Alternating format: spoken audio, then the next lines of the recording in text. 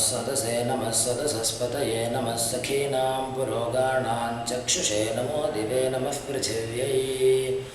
ॐ सप्रथसभां मे गोपाय ये च सभ्याः सभासदः तानिन्द्रियावतः कुरु सर्वमायुरुपासताम्।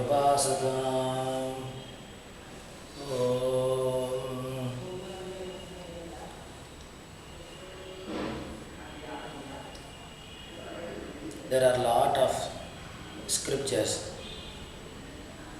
which are telling about the holy Vedas.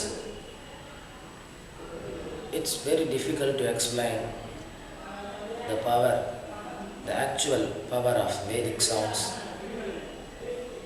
and it's very difficult to describe the whole heredity of the Vedas.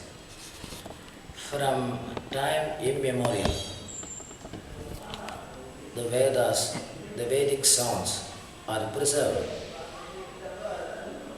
only through ears, definitely not by the text.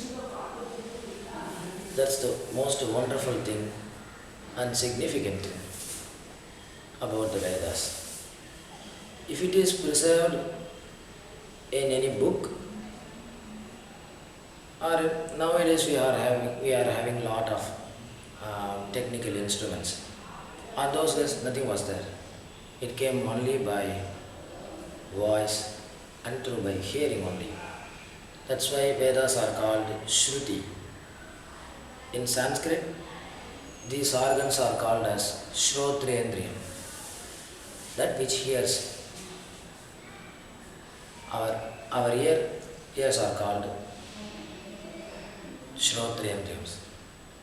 So that's why Vedas are called Shruti. And actually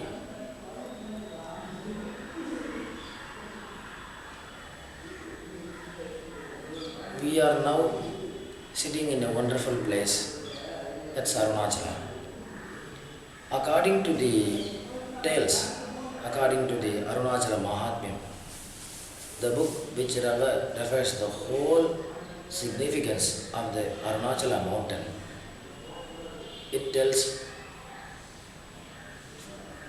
long years ago, crores and crores of years ago, the Vedic sounds emerged from this mountain, Arunachala mountain.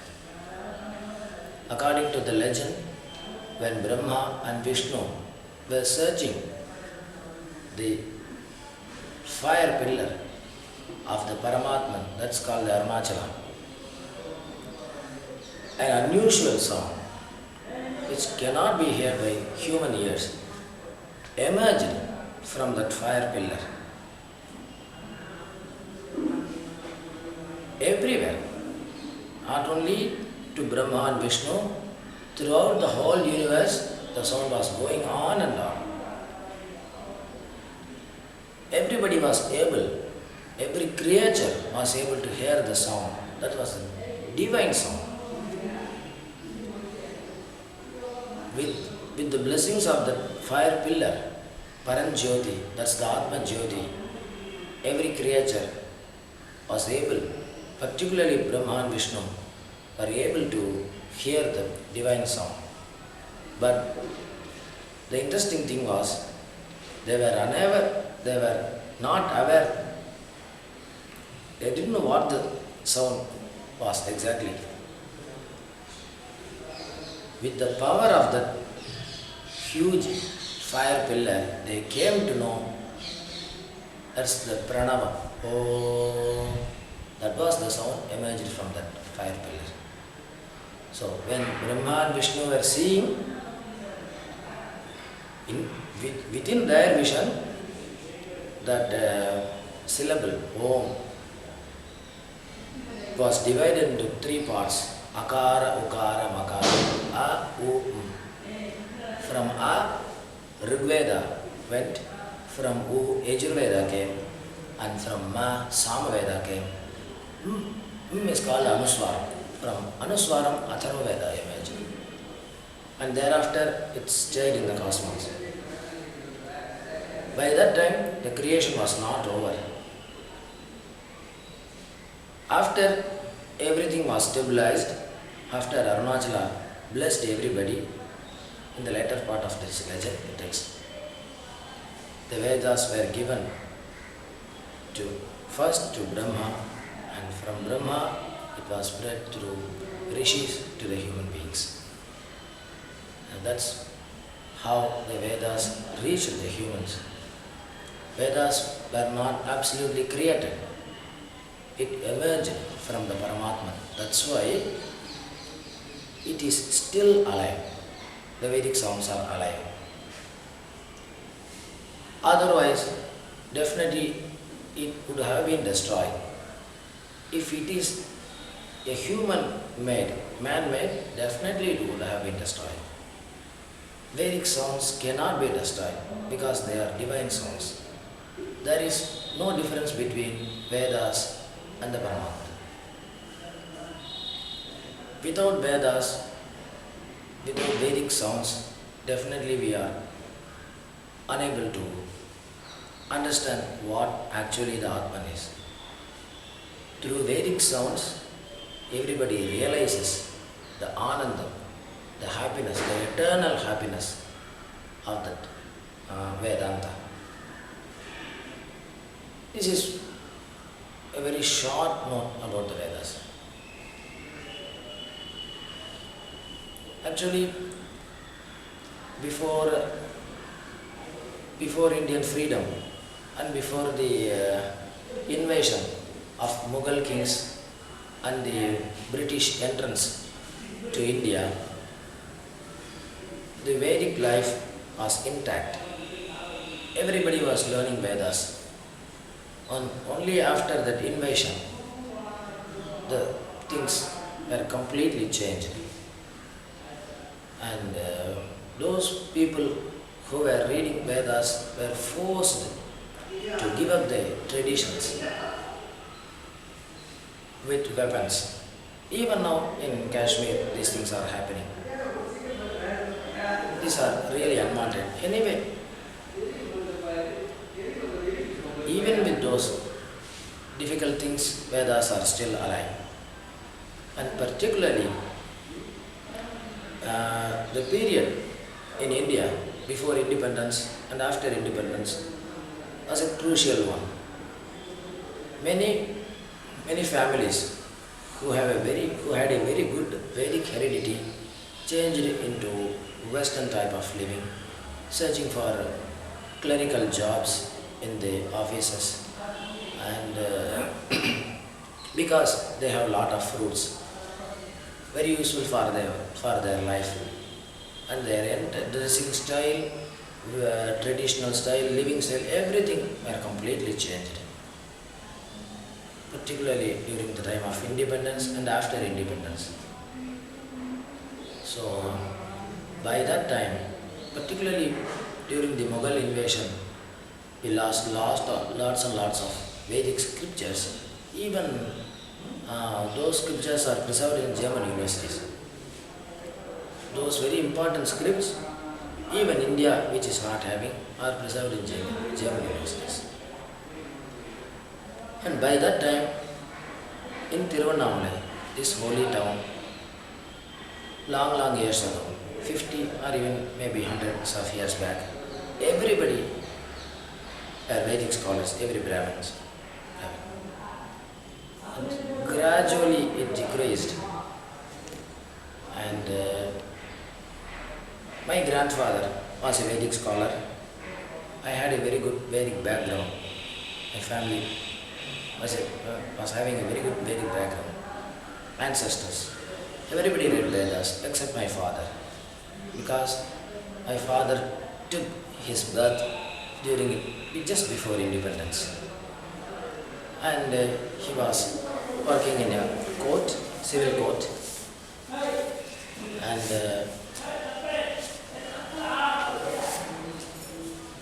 the Deepam festival in Tiruvannamalai is very, very famous. It's very famous in an international level. Actually, during the festival time, lots and lots of Vedic scholars come from different parts and chant in a beautiful manner, and they do Veda Samarpanam to the Lord Arunachala. When I was a small boy, I used to hear the Veda Parayana. That's even now that Parayanam is going on. It's a beautiful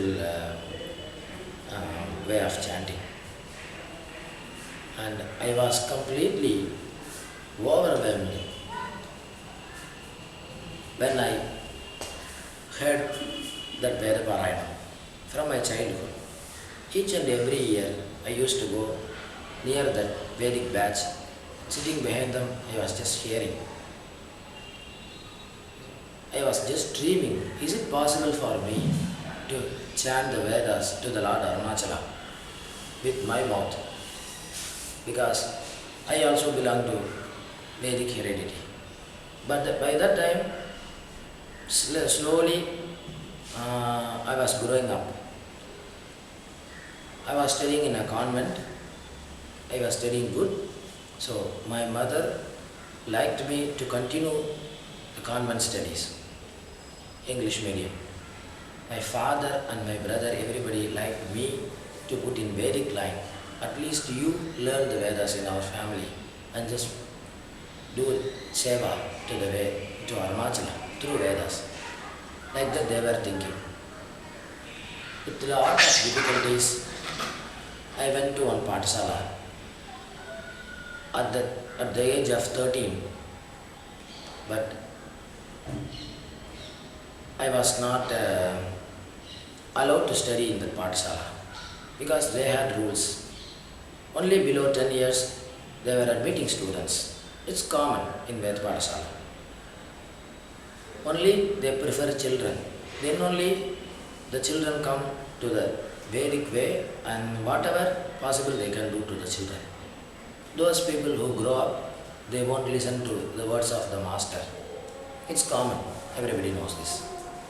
Eventually, I was denied to learn the Vedas in that Pathashala. I came back to Tiruvannamalai and studied the convent. The next year, my present Guruji came as usual to the Vedic chanting for Arunachala's Kartikeya festival. I described my story. I was completely disappointed by that time because I was pulled out of the arena.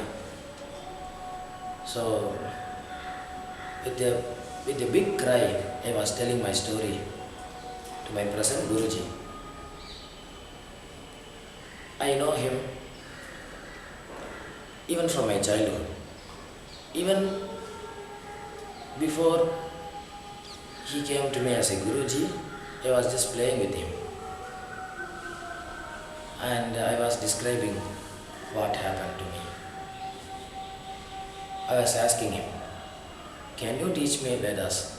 He's living in Chidambaram. Can you teach me Vedas? There is no motive for me. Nothing but do the Veda Samarpanam. To chant the holy Vedas under the feet of Lord Arunachala. That's my only aim, I told him. He nodded his head and just he asked me only 1 month time. He went to Chidambaram back and asked his father's permission and just pulled me to Chidambaram to his house and started Vedas. So father and his elders and both are my Gurujis. They are the abode, as far as I am concerned, they are the abode of Lord Nataraja in Chidambaram. Such a wonderful personality, flawless character. I haven't seen people like them anywhere. Without any commercial mind, they are doing Vedic seva, Vedic service. There is nothing in their mind except Lord Nataraja and Veda. With their guidance, I started to learn Vedas. I asked him, can I finish this study? He told, definitely you will finish. Because you are not reading these Vedas, learning these Vedas for any other purpose, for any commercial purpose. Just for Arunachala you are just trying to chant. You will definitely get it, whatever you want. Like that he blessed and gave the whole Vedas to me. It took some 8.5, probably 9 years for me to finish Ghanam. Actually, the Pathashala timetable goes like this. For Moolam, to be well versed in Moolam, it takes 5 years for Yajurveda. With the blessings of my Guruji, my teacher, I finished the Moolam within 3.5 years.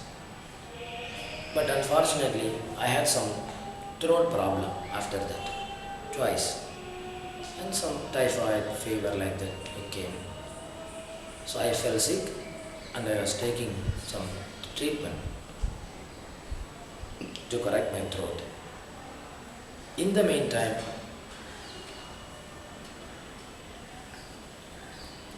by that time, my only goal was to learn up to Krama, not Ghana. I was not pulled by any Ghana. I started chanting Krama here.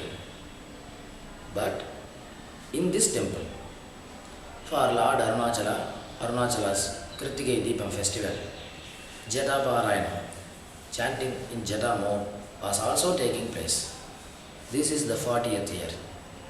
This Jata Parayana was started by Kanchi Mahaswamigal to uplift that chanting. On those days, only few people were chanting Jata. Now hundreds of people came. When I finished Krama, on that particular year, and I was giving some rest to my throat, unprecedentedly, for only 1 year, this Jata Parayana was stopped due to unavailable of the Pandits, Vedic Pandits, for Jata Parayana. We were searching, but 1 year was completely ruled out without Jata Parayana. By that time, I was really disappointed. Oh, if I would have read this Jata, this Parayanam might not have stopped. Without expecting anybody's arrival, I can do Jata Parayana if I know Jata. So again, with the Lord Arunachala gave the thought of learning Jata and Ghanam. After the throat rest, I went back to Chidambaram and just fell down in the holy feet of my Guruji. Please give me Jata and Ghanam. This year in Tiruvannamalai, the things happen like that. So for that purpose, even if my throat goes even worse, I don't want to give up this Jata and Ghanam. I don't want to stop this chanting just before my eyes. So again he started Jata and Ghanam. He finished, and I just given examinations in Kanchipuram, Sringeri, and even Kashi. Like that. So after that, my elder Guruji, means his father, his name is Brahmashriji Parameshwara Dikshita. He asked me to learn Shukla Yajurveda Samhita. So basically, I was not interested to learn other Vedas, but by that time it was my duty. When I went there to learn Krishna Yajurveda, they gave the Vedas. Now they are asking to learn another Shaka, another branch of Veda. For their interest, I finished that Shukla Yajurveda Samhita, and thereafter my Traniya Samhita, that's another part of Krishna Yajurveda, and Atharva Veda, it's a very rare Shaka. So apart from my own Shaka, Krishna Yajurveda, Taittiriya Samhita, I finished Shukla Yajurveda, Maitraniya Samhita and Atharva Veda under my Guruji, flawless guidance of my Guruji. He just asked me, just whenever possible, you just offer these Vedic sounds to Lord Arunachala, and whenever possible to Lord Nataraja also. That's what he told. And now, as much as possible, I am doing these things. The story of Maitraniya Samhita and Atharva Veda are completely different. Particularly, my Guruji was one of the few Pandits to learn Atharva Veda. Some 35 or maybe 40 years back, the Atharva Veda was on the verge of extinct. The Mahaswamiji of Kanchipuram, the then Mahaswamiji, is now no more. He was just searching any Atharva Veda Pandit who is living throughout India. He found only one man, only one Pandit. He was living in the banks of Narmada river. The village is called Sinor. It's located in central India. So, when my Guruji was studying under his Guruji 40 years back, he selected, Kanchi Mahaswamiji selected two students from that Pathashala, which when my Guruji was studying. Those people who were selected to read Atharva Veda were very close to my Guruji, very close friends, thick friends. The man who was living, the Pandit, who is our Parama Guruji, he gave up his entire chanting for 40 years, and he was just plowing during some cultivation in his lands in Madhya Pradesh, in central India. Kanchi Mahaswamiji pulled him back to Kanchipuram and asked him to teach two students this Atharva Veda. He told, I forgot everything. You are true. I learned Atharva Veda, but nothing in my mind. Because no chanting, no students, nothing. Nobody was there. With the blessings of Kanchi Swamiji, he chanted under Kamakshi in Kanchipuram, and he got back everything. And again he went back to Madhya Pradesh, central India. The two students sent by Mahaswamiji, he taught them everything in the Atharva Veda. So, our Vedic parampara, Vedic heredity, particularly for that Atharva Veda, is a very good one, which was selected by Kanchi Mahaswamiji. He knows everything. And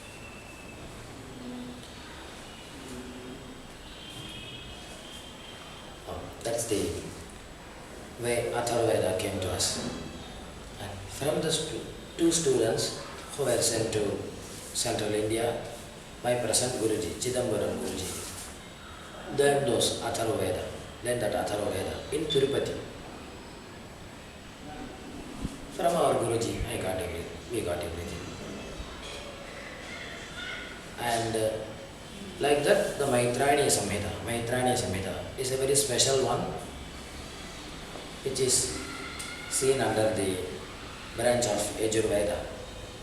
Wonderful Samhita. The swaras, the syllables, the swaras of the four Vedas are coming in Maitraniya Samhita. Very special. And for Maitraniya Samhita also, only one scholar was living in Nasik. He came, he is a direct comer. He came directly in the Maitraniya tradition. He had lot of students, but nobody finished that Maitraniya Samhita completely. When he was 80, when his age was 80, my Guruji went to Nasik from Chidambaram. Under a lot of difficulties, he found out that Maitraniya scholar was living there. And my Guruji basically had an idea. Whatever he learned, he just do samarpanam, he just offer those things to Lord Nataraja. He wanted to chant the Maitraniya Samhita to Lord Nataraja. And he went to Nasik to learn the Maitraniya Samhita. When he was studying half, his father passed away. So again he came back to Chidambaram. For 1 year he gave a break to the study. And after 1 year again he went to Nasik and finished the Maitraniya Samhita. And now here he is having a lot of students for Maitraniya Samhita. And now some 20 to 25 chanters all over India. Only just 25 chanters are there for Maitraniya Samhita who can chant very good chanting. It's a very rare Samhita. In Maitraniya Samhita also, Rudra is coming. The Shiva Panchakshara, Namah Shivaya, is coming twice in one prashna in the Rudra. In Taittiriya Samhita, Namah Shivaya comes once. In Maitraniya Rudra, it comes twice. That's the speciality of the Maitraniya Samhita. So the tale goes like this. It's all up to the Lord, who is the deciding authority, to whom the Vedas goes. And now, technically, the society is developed very well. People are asking for which purpose you are learning Vedas. Without any understanding, as far as we are concerned, we expect nothing from Vedas. It's a tradition given by the God, and our ancestors followed that. They were living happily. They were offering the Vedic sounds to the Lord. That's what we are doing. Not only for us. The Vedic sounds go everywhere, throughout the universe, and it purifies the whole ether and pulls the rain, good rains down, and it's destroying the negative power and giving everything to the humanity, not only to the human beings, to all the creatures. And now, after my father passed away, I came back to Tiruvannamalai. And on those days, before lots and lots of years, lot of Pandits were doing Vedic Seva to Lord Arunachaleshvara. The Vedic sounds were hearing throughout the whole year in the temples. But eventually it was decreased. And now in our house itself, Vedapathashala, few years back, maybe some 3-4 years back, 2 students came for Jadai and Ghanam. They finished. And now, at the moment, in our house, it's a typical Gurukulam.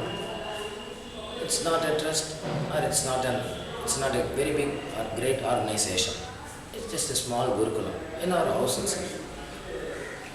As far as possible, we are doing something for the Vedas, to protect the Vedic sounds, to protect the heritage. And now, 12 students are studying in our house. 8 of them, 10 students are studying Krishna Yajurveda, and 2 of them are about to finish Atharva Veda. And particularly the students who are learning Krishna Yajurveda, 8 of them are small kids. They come from different parts of India, Hyderabad, Chidambaram, Chennai, Mailadurai, Vijayawada, and even Kashi. And on those days, Ramana Maharshi started a Pathashala in Ramanashram, and even now it's running. Our students in our Pathashala, daily they used to chant and do the offering of Vedic sounds to the Lord Arunachala. The evening session of each and every day takes place only in Arunachala temple. They offer the Vedic sounds to the Swami, and their mouth is getting purified. And even this temple also, whenever possible, it's very near to our house, and whenever possible, we just come here and also chant. And gradually, the olden days are coming back. Before hundreds of years, hundreds of pandits were chanting during the festival time. Not only in Tiruvannamalai, even in small villages. There is a town called Sri Hari near Chidambaram. Each and every summer, the temple festival takes place there. Around 200 of pandits, 200 pandits chant behind the procession of the Swami, but now not even a single pandit. That was really great.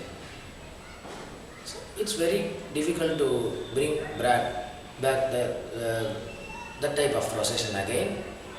But anyway, everywhere Vedapathashalas are going on, and lot of students are now studying Vedas. And each and every festival as far as we are concerned, festival is the most important period of us in a calendar year, to offer something to the Swami. Particularly we do lot of Vedaparayana as much as possible to give more power to the festival. It was not created by any separate man, me or somebody. It's a tradition from time immemorial. It's happening like that only.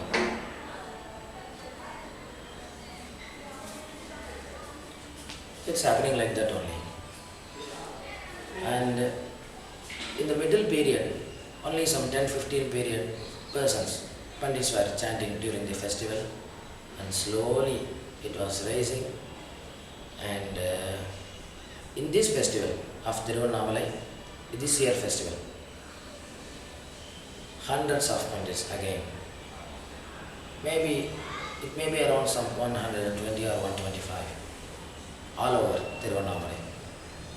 That much of pandits did the Vedic offering to Lord Arunachala. In our house also, one batch took place, 4 Vedas, all the 4 Vedas. Some 30 people, 30 Vedic chanters chanted in our batch, including our students. And near our house, one of the oldest batch in Tiruvannamalai is going on. There, some 25 to 30 Vedic scholars chanted. And in another batch, in that batch, Samavedam is the main Vedam. 19 pandits chanted. And the batch which is chanting in Shankarmat, in the Girivalam road, around 60 to 65 pandits chanted the Ganaparayana, wonderful Ganaparayana. There. So all around some 125 chanters. That's incredible. It's very difficult to organize one Vedic chanting, even for a very short period. But for the blessings of Arunachala, it can't happen. Nowadays, lots and lots of offers are coming to Vedic pandits from different parts. The work is very little, but out of that work, they are getting lot of things. It's fine, because Vedic scholars are not paid servants. No government payment or no nothing from any private. They are not like IT people, IT engineers. They have to live on their own. They have to look after their family, this Pathashala and the heredity, everything with this costly world. So it's only the Lord are protecting us through some ways. We don't have a very strong financial background, but anyway we are living happy with Swami in our mind, and the Vedic sounds are protecting us. It will protect forever. There is no doubt about this, about that.